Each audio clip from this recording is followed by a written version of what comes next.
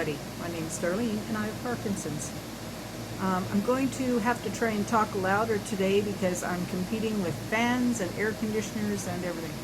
Because I got a cold sore on the side of my mouth. Crazy. Anyway, listen, Gary got the story today for us. It was the funniest thing that happened ever. He wanted to make loaded baked potato soup for dinner, so he wanted my recipe for it.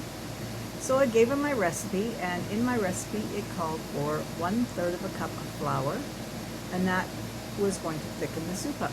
So anyway, he gets the soup going, and he's making it, and then he says to me, you know, Darlene, that isn't thickening. He said, that's as thin as like a chicken noodle soup. He said, something's gone wrong.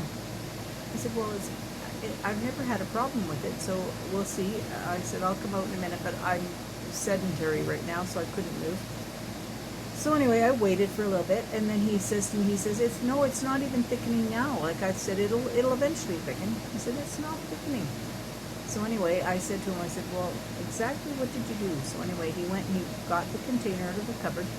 He said, I put in 1/3 of a cup of flour. That's the only thing that could thicken it. And I said to him, I said, that's not flour.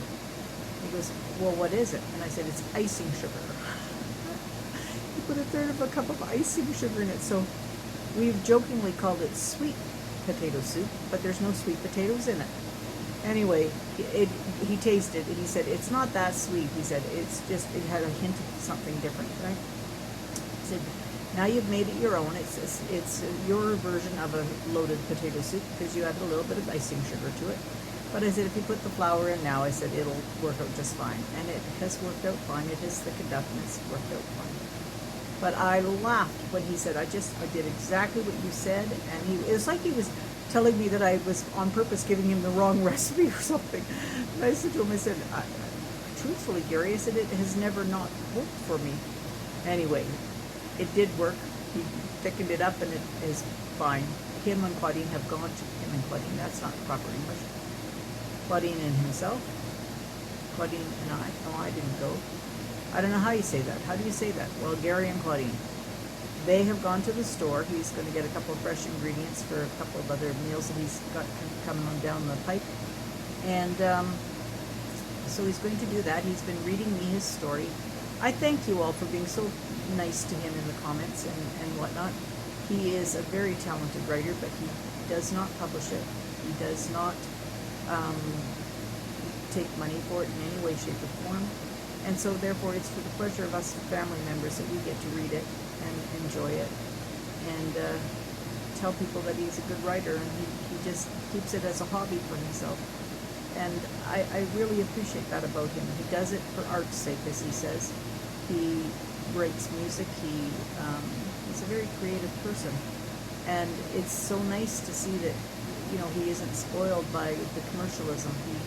He dedicated his life to looking after my parents, and he did a wonderful job for them, and he's a nice person. He just is a genuinely nice person. So anyway, we're enjoying his company. He's reading the story to me. I have unfortunately taken a bit of a turn. My hands for the last week, this is the position of my hands at this point. I can occasionally get them open. This one here, this finger sort of springs out if I do it. I have no feeling at all in these ones. I have no use of my hands at this point. So unless something changes and it comes back, I have lost use of my hands. And that really is curtailing me. My ability to type has gone way down. I can sort of one finger it now and then, but my fingers kind of hover over the keys, and my brain doesn't tell my hand to push it. I keep in my head, I'm saying, push that darn button, darling. Come on, push it. But it's not happening. Like, my finger doesn't connect. And until somebody sees me struggling with it and says, oh, here, let me get that for you, then they will push 1 or 2 buttons, but then I'm back to struggling again. So I've just taken to making verbal comments, and unfortunately the person who hears the comments on the machine doesn't put any punctuation in, so it's kind of like deciphering a crazy story when I'm trying to dictate something. So I'm afraid that my world is narrowing a little bit, I'm hoping it doesn't narrow too much further. I'm anxiously trying to hold on to every bit of health that I have, so that I'd love to see Aurora at the stage where Finn is right now, where he's running around and playing and giggling and doing all that. I would love to see that with Aurora. I'm not sure. I mean, that's still 2 years away, and that's a little bit a far stretch for me, but we'll see how it goes. And if all goes reasonably well, Gary has told me that he will come and take me on a next summer, spring or summer. He will take me out. There's a resort that's out here close to Canmore Banff area, and it's a resort for the disabled. And they have boardwalks that you can push wheelchairs on and do things like that. And he has said that he would take me for a night out there, and we would have a walk through the boardwalk areas and the mountains. And I would just absolutely love to do that. It's too late in this season to do it, and then they'll be closed for the rest of the winter, and then next year. So if I can hang in here, I'm going to look forward to doing that, because Gary would be the person to do it with me. He is so in tune to what the mountains are doing. In his younger days, he was a mountain climber, avid mountain climber, and he went out all the time doing that with his friend. And that's something that my son also enjoys, is climbing the hills and taking the trails and whatnot. But he's got a young family, so therefore he doesn't get to give as much time to it. Gary was a free soul and able to go and do those things.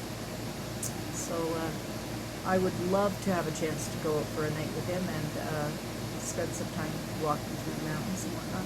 Walking being I'm in a wheelchair and he's pushing me, but we'll see how it goes. He's also having a few health issues, just things that he's getting looked into when he goes home. And I think it's mainly from all the stress he has had for the last few years, looking after Dad and then dealing with Dad's estate and, all of those things. It's been a very hard few years for him. So I'm glad he's able to come out and spend 2 weeks with me this time. And who knows how many visits we'll have. We'll have as many as we can pack in here. And we'll do as much as we can. But you see, it doesn't take us going out to do shenanigans. You can get into them just in the kitchen there. So when you're making your next loaded baked potato soup, think of making a sweet potato soup instead. And don't add any sweet potatoes. Just throw a little icing sugar in there. Okay, I'm not going to stay any longer today. They're gone out right now. I hope you can hear me over the fans and air conditioner. It's very warm today, and so I can't turn them off, because if I do, we'll swelter to death. So I'm sitting in the dark, and I've got my beautiful pictures behind me, which I love looking at, and we're just going to enjoy the rest of the day. And when evening comes, I hope to get out onto the veranda, and Gary said he'll read me another couple of chapters. All right, we'll talk to y'all tomorrow. I hope you're having a great day. I am. Bye-bye.